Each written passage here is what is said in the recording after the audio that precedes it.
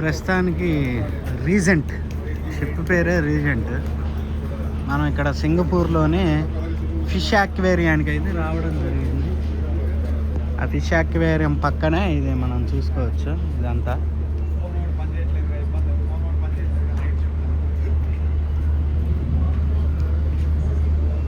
5 అంతస్తుల డక్, అది 5 అంతస్తుల డక్ షిప్.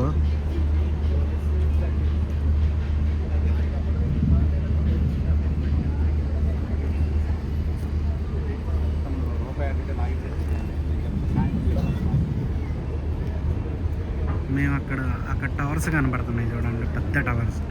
అక్కడి నుంచి ఇక్కడికి రావడం అయితే జరిగింది.